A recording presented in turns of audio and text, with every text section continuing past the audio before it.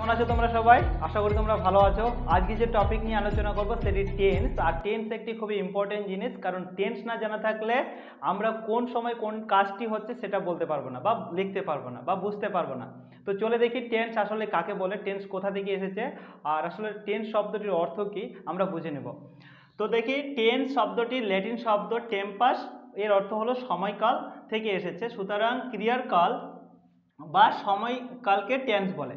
ক্রিয়ার কাল বা সময়কালকে টেন্স বলে। ক্রিয়ার কাল কথার অর্থ হলো যে কোনো কাজের যে সময় বলে দিবে তাকে আমরা টেন্স বলবো। তো দেখি, টেন্স দ্বারা আমরা বুঝি কাজটি কোন সময় করা হয়েছে বা হবে বা হচ্ছে, তখন আমরা তাকে টেন্স বলবো। বা কখন কাজটি সম্পন্ন হচ্ছে তখন আমরা টেন্স বলবো।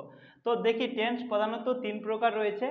প্রেজেন্ট টেন্স, যেটা কি বর্তমানে কোনো কাজ করা হয় বা হচ্ছে বা এইমাত্র করা হলো, তখন বলবো আমরা প্রেজেন্ট টেন্স। এবার পাস্ট টেন্স, যে কাজটি অতীতে হয়ে গেছে, প্রায় অনেক আগে হয়েছে, তখন বলবো আমরা পাস্ট টেন্স। ভবিষ্যৎকাল বা ফিউচার টেন্স, যে কাজটি হবে এখনো হয়নি এরূপ বোঝালে তাকে বলবো আমরা ফিউচার টেন্স। চলো তাহলে উদাহরণ হিসাবে আমরা দেখে নিই। তো প্রেজেন্ট টেন্স বর্তমানকাল, আই ডু ইট, আমি এটা করি, মানে বর্তমানে বোঝাচ্ছে বা অভ্যাসগত একটু সত্য বোঝাচ্ছে। হি ইজ স্পিকিং ইংলিশ, সে ইংলিশে কথা বলছে। তো পাস্ট টেন্সের উদাহরণ দেখি। পাস্ট টেন্স মানে হলো অতীতকাল। হি স্যাং এ সং, সে একটি গান গেয়েছিল, মানে গান গাওয়া হয়ে গেছে, রাইট। পাস্ট টেন্সের দিকে আরেকটা উদাহরণ, দে ওয়ার ভ্যারি বিজি, তারা ব্যস্ত ছিল। ওকে, ভবিষ্যৎকাল ফিউচার টেন্স, ভবিষ্যৎকালে কি উদাহরণ দেখি, she will do it again, সে এটা আবার করবে। Okay, we shall give you some ideas, আমরা কিছু তোমাদেরকে আইডিয়াস দিব বা ধারণা দিব, এখনো দিনই দিব, এরূপ বোঝালে সেটি হবে ফিউচার টেন্স। আশা করি বুঝেছো। এবার চলি, আবার প্রতিটি টেন্সকে চার ভাগে ভাগ করা হয়েছে। ইনডিফিনিট সাধারণ, কন্টিনিউয়াস চলমান, পারফেক্ট পুরাগঠিত, এবং পারফেক্ট কন্টিনিউয়াস পুরাগঠিত চলমান। তো পরের পার্টটা শীঘ্রই আমি আলোচনা করছি। Thank you very much. এখন যেটি দেখব সেটি হলো প্রেজেন্টের যে চারটি ভাগ রয়েছে, present indefinite, present continuous, present perfect আর প্রেজেন্ট পারফেক্ট কন্টিনিউয়াস। তো প্রেজেন্ট ইনডিফিনিট টেন্স কাকে বলবো আমরা, বর্তমানে কোনো কাজ করা হয় বা সামান্য অভ্যেস আছে বোঝালে বা চিরসত্য বোঝালে সেটা কি বলবো আমরা, প্রেজেন্ট ইনডিফিনিট টেন্স। তো এর গঠনটা দেখে নিই। সাবজেক্ট প্লাস মূল ভার্ব প্লাস এস বা ES plus object plus others. একটি আমাদের সাবজেক্ট লাগবে, প্লাস মূল ভার্ব লাগবে, তার সাথে এস বা ইএস হতে পারে, প্লাস অবজেক্ট প্লাস আদার্স। তো দেখে নিই প্রথমে এক্সাম্পলে কি বলেছে। আই ডু ইট, আই হলো সাবজেক্ট, ডু হলো মূল ভার্ব, ইট হলো অবজেক্ট। আই ডু ইট, আমি এটা করি, আমি এটা করি সামান্য অভ্যেস বোঝাচ্ছে। সেকেন্ড যেটা আমরা এক্সাম্পল নেব, ইউ ডু ইট, তুমি এটা করো। এখানে ডু এর জায়গায় আমরা যত অ্যাকশন ভার্ব আছে আমরা ইউজ করতে পারি, যত মূল ভার্ব আছে ইউজ করতে পারি। হি অথবা সি ডাজ ইট, সে এটা করে। তো এখানে হি অথবা সি থার্ড পারসন সিঙ্গুলার, এই কারণে ভার্বের সাথে এস বা ইএস হয়েছে, এটা হলো অবজেক্ট ইট। তো আশা করি তোমরা বুঝেছো। প্রেজেন্ট কন্টিনিউয়াসে চলি। বর্তমানে কোনো কাজ করা হচ্ছে, বর্তমানে কোনো কাজ করা হচ্ছে বা চলছে এরূপ বোঝালে সেটি প্রেজেন্ট কন্টিনিউয়াস টেন্স হবে। মনে করো আমি এটা করছি, মানে এখনো শেষ হয়নি, চলছে কাজটি, তুমি এটা করছো, তারা এটা করছে, সে এটা করছে। তো সাপোজ ইংলিশে আমরা স্ট্রাকচারটা দেখবো, সাবজেক্ট প্লাস এম অথবা ইজ অথবা আর প্লাস মূল verb plus ING plus object. তো দেখি, আই এখানে সাবজেক্ট, আয়ের পরে এম হয় সাধারণত। তো আই এম ডুইং ইট, আমি এটা করছি, আমি এটা করছি, এখনো চলছে। ইউ আর ডুইং ইট, তুমি এটা করছো, এখনো চলছে। দে আর ডুইং ইট, তারা এটা করছে। দের পরে আর বসে, ইউ এর পরে আর বসে, আর আয়ের পরে এম বসে। হি অথবা যদি সি হয় তাহলে ইজ হবে। হি অথবা she, she is doing it, she is doing it, সে এটা করছে, সে এটা করছে। She is doing it, she third person singular, এর কারণে ইজ বসেছে, সি ইজ ডুইং ইট। চলে আসি প্রেজেন্ট পারফেক্ট, বর্তমানে কোনো কাজ এইমাত্র শেষ হলো কিন্তু তার ফল এখনো পাওয়া যায়নি। অনেকেই ছাত্র আছে যে প্রেজেন্ট পারফেক্ট টেন্স দেখলে একটু বুঝতে পারে না, কিন্তু খুবই সহজ। বর্তমানে কোনো কাজ করা হলো বা তার ফল এখনো পাওয়া যায়নি। মনে করো আমি স্কুলে গেলাম, তুমি স্কুলে গেলে, তারপরে কি হলো, কোনো আইডিয়া হলো না, কোনো রেজাল্ট পাওয়া যাচ্ছে না। যেমন মনে করো আমি এটা পেলাম, I have got it, I have got it, তুমি এটা পেলো, তুমি এটা পেলে, ইউ হ্যাভ গট ইট, পাওয়ার পরে কি হলো, কোনো আইডিয়া নেই, কোনো রেজাল্ট নেই, ফল নেই। তো তো এই কারণে আমরা বলবো প্রেজেন্ট পারফেক্ট। তো চলো দেখি স্ট্রাকচারটা দেখি। সাবজেক্ট একটা লাগবে আমাদের, তারপরে ভার্ব, তারপরে হ্যাভ অথবা হ্যাজ যে কোনো একটা নিতে হবে। যদি থার্ড পারসন সিঙ্গুলার হয় তাহলে আমরা ভার্বের সাথে হ্যাজ ইউজ করব। তো দেখি সাবজেক্ট প্লাস হ্যাভ অথবা হ্যাজ প্লাস মূল ভার্বের থ্রি, মূল ভার্ব প্লাস মূল ভার্বের থ্রি থার্ড ফর্মটা নিব আমরা, তারপরে অবজেক্ট প্লাস আদার্স। তো দেখি এখানে এক্সাম্পলে আমরা দেখেছি I have done it, I have done it, আমি এটা করলাম, করার পরে কি হলো রেজাল্ট আমার জানা নাই। ইউ হ্যাভ ডান ইট, তুমি এটা করলে, তোমার করার পরে কি হলো, কোনো রেজাল্ট নেই। সি অথবা হি হ্যাজ ডান ইট, সে এটা করলো। দে হ্যাভ ডান ইট, তারা এটা করলো। তো আমরা দেখতে পাচ্ছি হি অথবা সি থার্ড পারসন সিঙ্গুলার, এই কারণে হ্যাজ হয়েছে। যত কিছু থার্ড পারসন সিঙ্গুলার আছে তারপরে হ্যাজ বসবে প্রেজেন্ট পারফেক্টের সময়। প্রেজেন্ট পারফেক্ট কন্টিনিউয়াসে চলে বর্তমানে কোনো কাজ কোনো এক সময় ধরে বা থেকে হইতে আসছে, মানে হচ্ছে বা চলছে এরূপ বোঝালে তখন আমরা সেটাকে বলবো প্রেজেন্ট পারফেক্ট কন্টিনিউয়াস। সাপোজ মনে করো আমরা স্ট্রাকচারটা দেখব, সাবজেক্ট প্লাস হ্যাভ বিন অথবা হ্যাজ বিন প্লাস মূল verb plus ING plus object. তো এখানে এক্সাম্পলে দেখি I have been doing it, আমি এটা করছি সিন্স মর্নিং, সকাল থেকে। তো আগের যে আমরা প্রেজেন্ট কন্টিনিউয়াসে দেখেছিলাম সেখানে টাইম মেনশন করা ছিল না বা সময় মেনশন করা ছিল না, কিন্তু এখানে দেখব যে সময় উল্লেখ করে দেওয়া আছে। I have been doing it since morning, যে সিন্স মর্নিং সকাল থেকে করে আসছে, এই কারণে এখানে ইউজ করব আমরা প্রেজেন্ট পারফেক্ট কন্টিনিউয়াস। আর যদি বলতো আমি এটা করছি তাহলে হয়তো আই অ্যাম ডুইং ইট, আমি এটা করছি, আর আমি সকাল থেকে এটা করছি, I have doing it since morning. তুমি এটা করছো, you are doing it for, you are doing it, sorry এখানে ইট অবজেক্ট ইউজ করতে হবে, ইট, ইউ আর ডুইং ইট, তুমি এটা করছো ফর 2 আওয়ার্স, 2 ঘন্টা ধরে। She has been doing it, sorry এখানে she has been living here, সে এখানে বসবাস করছে ফর 7 ইয়ার্স, 7 বছর ধরে। তো আমরা দেখতে পাচ্ছি যে এখানে 7 বছর ধরে সময় উল্লেখ করে দিয়েছে, কোনো এক সময় ধরে হচ্ছে বা কাজটি চলছে এরকম বোঝালে সেটা আমরা ইউজ করব প্রেজেন্ট পারফেক্ট কন্টিনিউয়াস। আশা করি বুঝেছো। আর প্রেজেন্ট পারফেক্ট কন্টিনিউয়াস আর প্রেজেন্ট কন্টিনিউয়াসের মধ্যে পার্থক্য এটাই যে প্রেজেন্ট কন্টিনিউয়াসে কোনো সময় উল্লেখ থাকবে না, আর প্রেজেন্ট পারফেক্ট কন্টিনিউয়াসে সময় উল্লেখ করা থাকবে। আশা করি বুঝেছো। পাস্ট টেন্সের চারটা যে ভাগ রয়েছে, past indefinite, past continuous, past perfect continuous.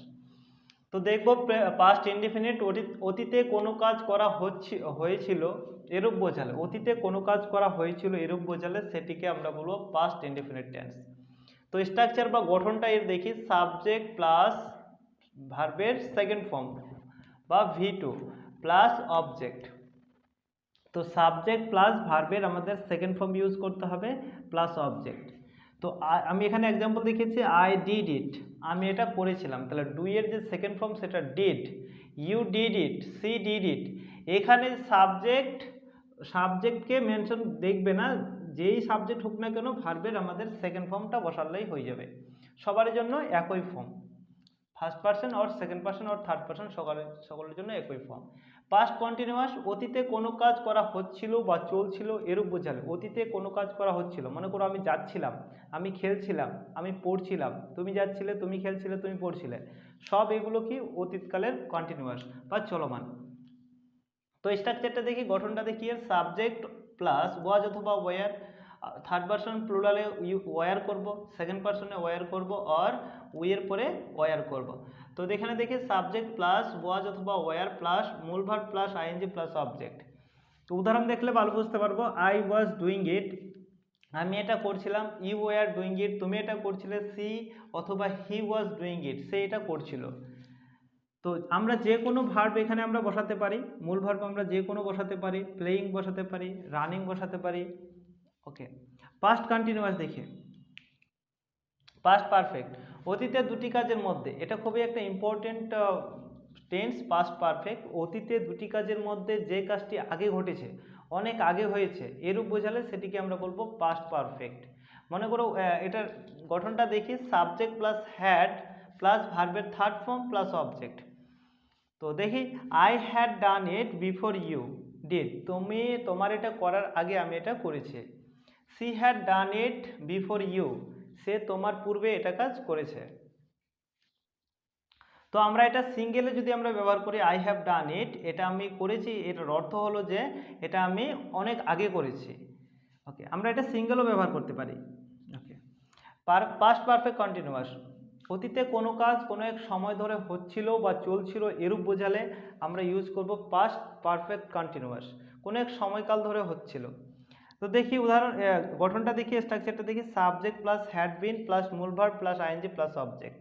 তো এখানে দেখেছি I had been doing it since morning, আমি এটা সকাল থেকে করছিলাম। তো এখানেও সময় মেনশন করা থাকবে, সিন্স মর্নিং, সিন্স নুন, যত সময় মেনশন করা থাকবে যদি পাস্টে হয় তাহলে করব পাস্ট পারফেক্ট কন্টিনিউয়াস, আর যদি বর্তমানে হয় তখন করব আমরা প্রেজেন্ট পারফেক্ট কন্টিনিউয়াস। আশা করি বুঝেছো।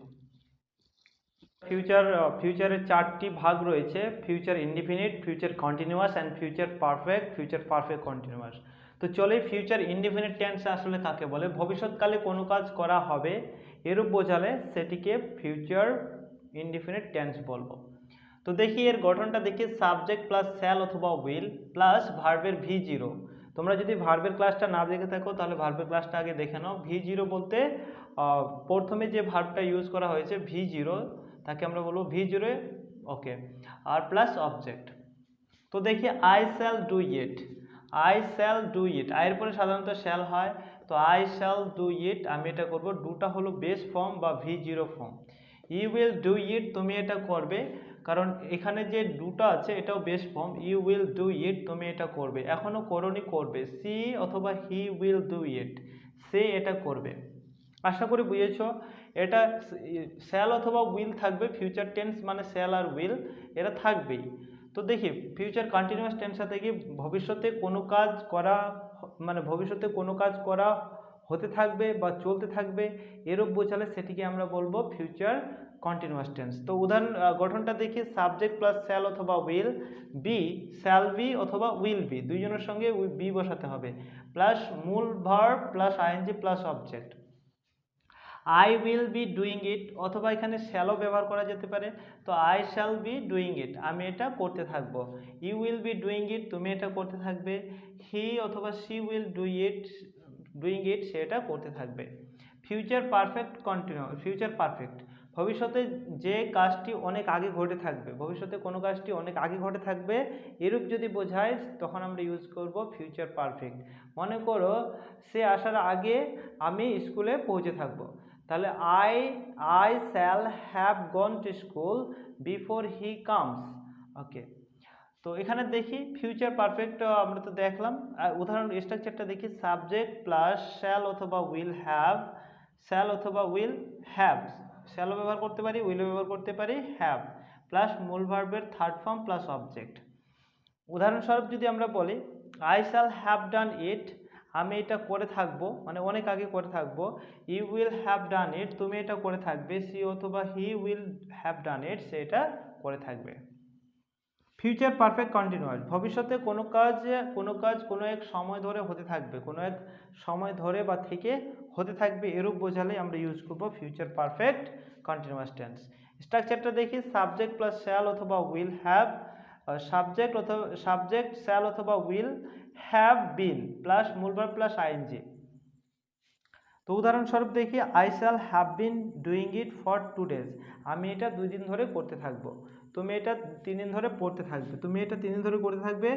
You will have been doing it for 3 days, তুমি এটা 3 দিন ধরে করতে থাকবে।